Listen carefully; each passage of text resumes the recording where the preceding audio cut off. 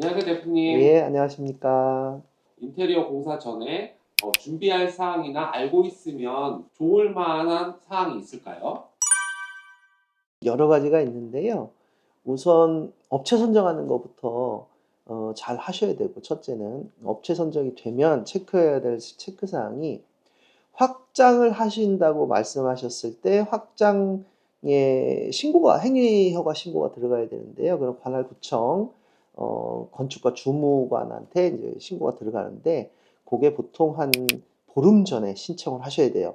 그러니까 급하게 인테리어를 하시기보다는 시간을 좀 갖고 2달 전에 벌써 업체 선정이 되고, 그리고 나서 행위신고까지 할 수 있는 시간이 좀 필요합니다. 행위신고할 때 입주민 동의서를 같이 받아요. 그래야 2번의 인건비가 절약이 되겠죠. 그래서 인건비를 좀 줄이려면 그렇게 입주민 동의서 같이 받을 수 있다는 거. 그래서 입주민 동의서를 받을 때 행위신고까지 같이 받아서 진행하는 게 좋을 것 같고요. 그리고 나서 이제 뭐 그 전에 벌써 견적서라든가 뭐 이런 거 다 받으실 때 공정표를 같이 받으셔야 돼요. 그래야 예를 들어서 1월 3일부터 공사가 들어간다. 그러면 철거가 언제 들어가고, 전기공사가 언제 들어가고, 설비공사가 언제 들어가고, 이런 공정들이 언제 들어가는지 고객님이 알고 계셔야 팩트 체크를 하실 수 있죠. 이분이 진짜로 공사가 진행을 하고 있는지 안 하고 있는지를 확인하셔야 된다는 겁니다. 그래서 이런 부분들은 고객님들이 필수적으로 알고 계시면 좋을 것 같아요.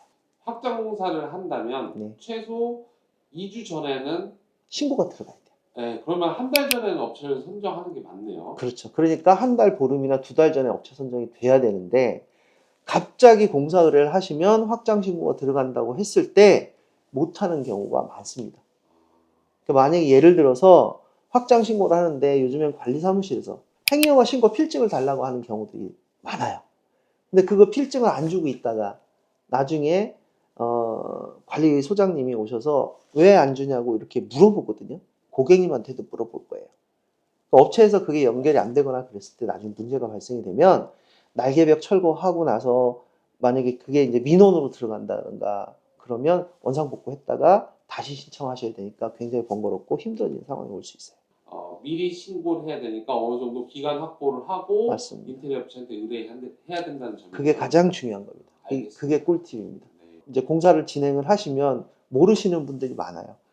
확장 공사를 하려면 난방 공사도 해야 되고, 창호도 이중 창호가 1등급으로 들어가야 되고, 방화문도 들어가야 되고, 막 여러 가지가 들어가야 되는데, 그런 서류들을 갖추기가 쉽지가 않다는 거죠. 그래서 단열재에 대한 납품하기서 시험 성적서 이런 것도 서류로 다 들어가야 되고, 시공이 어디가 됐는지 사진 촬영까지 다 해서 보내드려야 됩니다. 제가 볼 때는 확장 신고를 한다든가 동의서가 필요한다든가 공사 전에 벌써 이런 서류들이 먼저 구비가 다 돼야 된다는 얘기예요. 그래야 공사를 진행할 때 문제 없이 진행이 됩니다. 네, 요즘에는 서류가 안 들어가면 필증이 안 나옵니다. 그리고 차후에 확장 신고에 대한 사용 허가가 나와요.